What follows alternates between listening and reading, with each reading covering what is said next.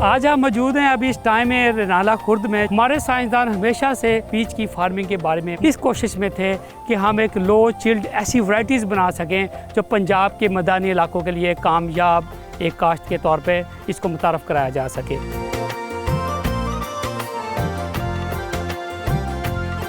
जो ये इलाका है इसमें आड़ू पहली दफ़ा कामयाब हो रहा है। 9,000 रुपया फी प्लांट आपको ये पौधा दे रहा है और यहाँ पे आपके पौधे हैं 250। यहाँ 250 तो 250 मल्टीप्लाई बाई 9,000 तकरीबन 2 मिलियन से ऊपर चला जाता है।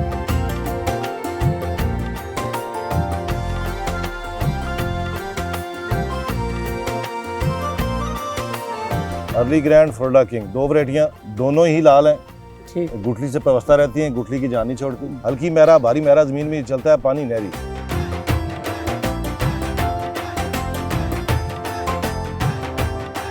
जहाँ पानी नहीं है वहाँ की तो ये बेहतरीन फसल है। बिल्कुल ठीक है, ये सोना है। मैं हूँ आपका होस्ट तारक तनवीर और आप देख रहे हैं प्रोग्राम किसान का पाकिस्तान। नाज़रीन, पाकिस्तान का सूबा खैबर पख्तूनख्वा पूरी दुनिया में अपने आड़ू की काश्त के हवाले से बहुत मशहूर है। इसी हवाले से इसको लैंड ऑफ पीच या पीच वैलीज़ के नाम से भी जाना जाता है। स्वाद की जो स्पेशलिटी है वो है इसके चिल्ड हावर्स, जो आड़ू की कामयाब काश्त के लिए बहुत ही ज़रूरी हैं।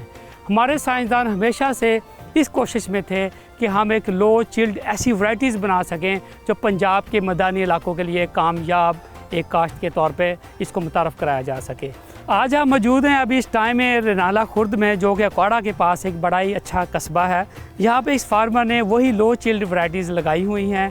आज हम आपकी उनसे मुलाकात कराएंगे और जानेंगे उनसे पीच की फार्मिंग के बारे में मुफीद मालूमात, क्योंकि ये बहुत ज़रूरी है हमारे फार्मर के लिए कि जब मार्च में सिट्रस ख़त्म हो जाता है पाकिस्तान में, तो उस टाइम में अभी मैंगो के आने में मई में बहुत टाइम बाकी होता है। तो इसमें जो दरमियान में एक महीना होता है जिसमें कोई नुमाया फ्रूट पाकिस्तान की मार्केट में मौजूद नहीं होता। तो ये जो लो चिल्ड वैरायटीज़ हमारी आड़ू की है, इसको लगा के हमारा फार्मर जो है बहुत बेहतर पैसे कमा सकता है। आज हम आपको इन्हीं फार्मर से मिलाएंगे और जानेंगे आड़ू की कामयाब काश्त के ऊपर एक इनसे मुफीद मालूमात। आइए मेरे साथ।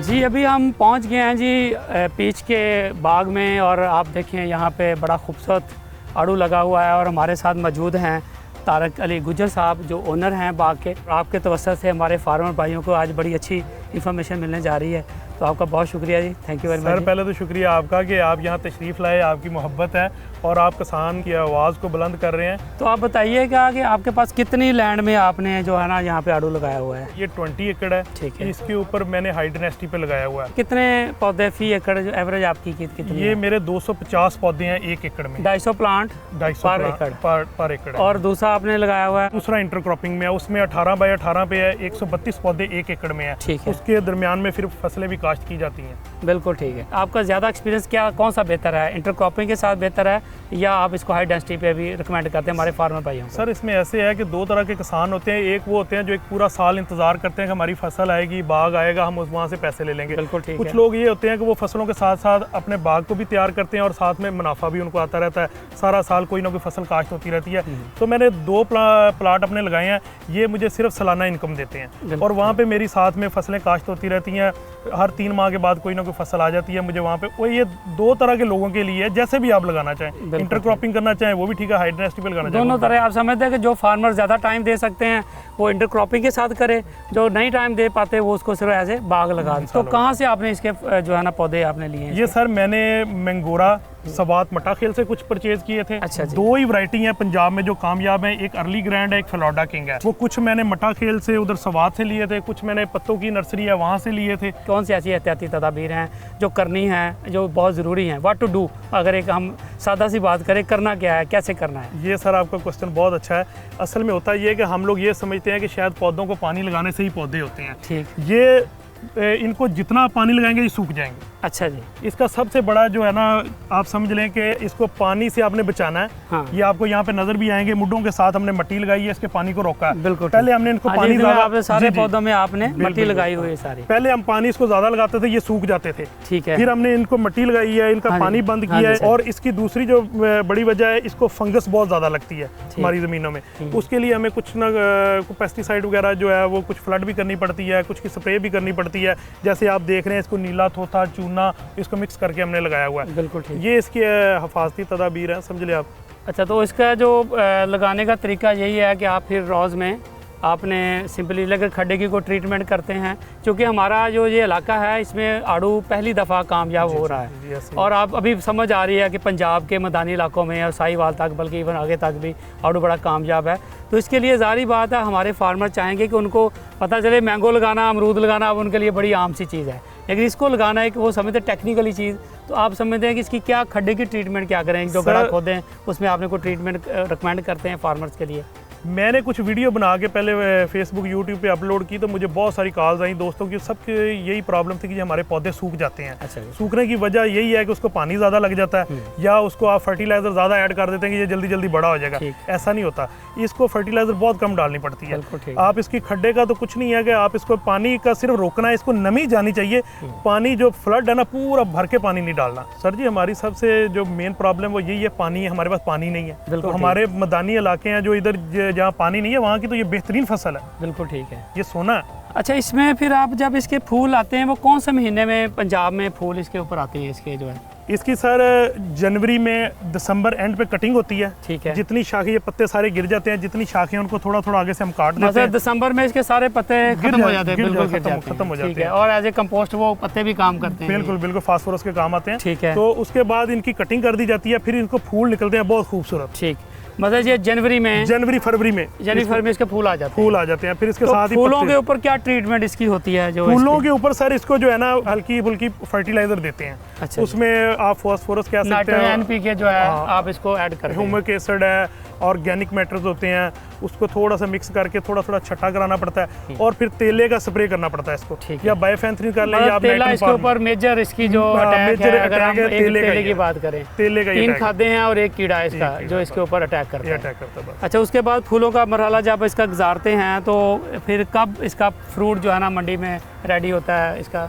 ये पंजाब में जो है ना वो आप समझ लें कि अप्रैल एंड में स्टार्ट हो जाता है। जब इसकी फ्रूट अपने स्टार्ट हो जाता है और वो तकरीबन आप समझ लें कि छोटे अखरोट के साइज़ का बन जाता है, और उस टाइम में फिर इसके ऊपर कौन कौन सी ऐसी कीड़े का हमला होता है या कौन सी स्प्रे की जाती है, वो भी थोड़ा सा बताइए। फल के ऊपर जो है इसकी जो मक्खी है ना, वो इसको फ्रूट फ्लाई जो है वो इसको डैमेज करती है। बिल्कुल। अगर हम इसी रिगार्डिंग आ जाएं, इसके ऊपर जो हाई डेंसिटी आपने लगाया जिसमें आपके 250 प्लांट है, इस पे आपका फी प्लांट्स कितना आपका आड़ू इसके ऊपर? इसके ऊपर सर हमारा तकरीबन 3 मन 120 kg एक पौधे का निकल रहा है। बिल्कुल ठीक है। और एक मन का जो 40 kg का रेट है वो तकरीबन 2500 है। मतलब इसमें वो अभी हम देखेंगे कि कुछ अच्छा ग्रेड भी होता है, कुछ इसमें लो ग्रेड भी होता है। तो एवरेज आप कह रहे हैं कि 2500 रुपये, 3000 आप कह लें, 3000 तकरीबन जो है ना, 3000 मल्टीप्लाई बाय 3 मन आपका, तो 9000 फी प्लांट आपको ये पौधा दे रहा है। और यहाँ पे आपके पौधे हैं 250, यहाँ 250, तो 250 मल्टीप्लाई बाई 9000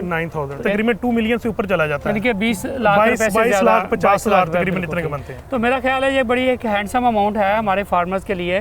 तो जो पंजाब का फार्मर है, जो हम इसको अर्ली अगर इसके फ्रूट पे आते हैं, तो आड़ू जो है इस पे बड़ी कम मेहनत करके, बहुत कम, और वो बेहतर पैसा कमा सकते हैं। बेशक। अगर इसके खर्चे की बात करें पर ईयर इसके ऊपर, तो एक प्लांट कितने का आपने जो है ना खरीदा है एक प्लांट? सर जो मैंने सवाद से लिया था वो तकरीबन मुझे 100 में एक पौधा, यानी कि 100 रुपये का पौधा। 100 रुपये का। और अगर हम 250 पौधे की बात करें तो ये हो गया 25,000 रुपये। 25,000 रुपये, यस, 25,000 के 250 पौधे। प्लांटिंग कॉस्ट है, फी पौधा वो आपने खुद लगाए थे या आपने इसको? मैंने लेबर से लगाए थे 10 रुपये पौधा देकर। 10 रुपये पौधा, या इसको अगर 10 रुपये ऐड कर लें तो ये समझ लेंगे इसके ऊपर 2500 रुपये और खर्चा आ गया आपका पर एकड़ जो है 2500 और 25,000 27,500 रुपये इसका। इसके अलावा और क्या खर्चे इसके ऊपर आप ऐड करें? इसके अलावा सर इसके ऊपर कोई खर्चा नहीं है। ठीक है, किसी किस्म का, जब इसको साल 1.5 साल तो कोई खर्चा ही नहीं है ना, जो आप अपनी फसल को स्प्रे कर रहे हैं थोड़ा सा इसको स्प्रे कर दे बस, ये उसके साथ ही तैयार होता रहेगा। और ताहिर भाई सबसे अहम बात बताइए कि इसकी लाइफ कितनी है, ये पौधा कितनी देर तक आपको जो है ना फ्रूट देता रहता है सारे इसके ऊपर ज़रा, ताकि हम ये कॉस्ट तो आपकी बहुत कम है इसके ऊपर, यानी 30,000 रुपये तक आपका एकड़ लग जाता है, तो एक प्लांट कितनी देर तक आपके साथ रहता है, इसको क्या लाइफ क्या है इसकी असर? तो मुझे तो अभी चौथा साल है, बिल्कुल तो ठीक। अल्हम्दुलिल्लाह बेहतरीन है, लेकिन कहते हैं कि 10 साल चल जाता है। 10 साल तक। आप हमारे फार्मर्स को जो है ना क्या पैगाम देना चाहेंगे? इस फार्मिंग में आपने क्या सीखा?